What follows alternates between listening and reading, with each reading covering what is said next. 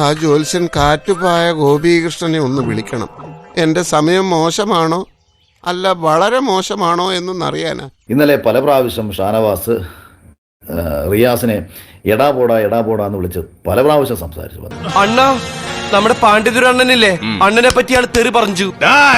എന്നടാ എന്തൊരു മോശമായ പദപ്രയോഗമാണ് എന്ന് പറഞ്ഞ് റിയാസ് ആവർത്തിച്ച് പറയുന്നുണ്ടായിരുന്നു. ഷാനവാസിന്റെ പദപ്രയോഗം വളരെ മോശമാണ്, ഇങ്ങനെയാണോ സംസാരിക്കേണ്ടത്? ഞാൻ നോക്കിയപ്പോൾ വീണ്ടും ഷാനവാസ് വിളിക്കുകയാണ്, എടാ പോടാ നീ പോടാ എന്നൊക്കെ വിളിക്കുന്നു. അത് തെമ്മാടിത്തരമല്ലേ? അതങ്ങനെ വിടാൻ പറ്റുമോ ബ്രദർ? അതെങ്ങനെ വിടാൻ പറ്റും? തെമ്മാടിത്തരം ഒരിക്കൽ പറഞ്ഞാൽ മതിയോ?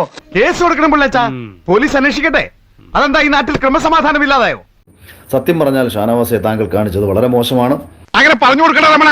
നിങ്ങൾ ഒരു കാരണവശാലും എടാ പോടാ എന്ന് വിളിച്ച് സംസാരിക്കാൻ പാടില്ലായിരുന്നു. കിട്ടും, അവനെ എന്റെ കൈ കിട്ടും.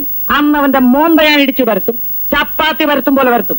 നിങ്ങൾ ഒരു കാരണവശാലും എടാ പോടാ എന്ന് വിളിച്ച് സംസാരിക്കാൻ പാടില്ലായിരുന്നു. എടാ പോടാ എന്നൊക്കെ വിളിച്ച് സംസാരിക്കേണ്ടത് ആണുങ്ങളെയാണ്. എന്നെ തേച്ചതാണല്ലേ? എടാ പോടാ എന്നൊക്കെ വിളിച്ച് സംസാരിക്കേണ്ടത് ആണുങ്ങളെയാണ്. ആണുങ്ങളെയുടെ മുഖത്ത് നോക്കി വിളിക്കേണ്ട വിളി റിയാസിനെ നോക്കി വിളിച്ചു കഴിഞ്ഞാൽ സ്വാഭാവികമായിട്ടും അത് അയാൾക്ക് മാനസിക വിഷമം ഉണ്ടാവും. വിഷമം കൊണ്ട് ചത്താലോന്ന് വരെ തീരുമാനിച്ചതാ. അയ്യോ, എന്നിട്ട് എന്ത് പറ്റി? മരിച്ച പോസ്റ്റ്മോർട്ടം ചെയ്യലൊന്ന് പേടിച്ചിട്ടാ. അത് തീർച്ചയായിട്ടും ഒരു മോശം പദമായിട്ട് തന്നെ അയാൾക്ക് ഫീൽ ചെയ്യും. അതുകൊണ്ട് അത് ആവർത്തിച്ചതിനോടോ അത് നിരന്തരം അയാളുടെ മുഖത്ത് നോക്കി വിളിച്ചതിനോടോ എനിക്ക് തീരെ യോജിപ്പില്ല. ഒരിക്കലും അങ്ങനെ ചെയ്യാൻ പാടില്ലായിരുന്നു. ഞാൻ അങ്ങനെയൊന്നും ചെയ്യാൻ പാടില്ലായിരുന്നു.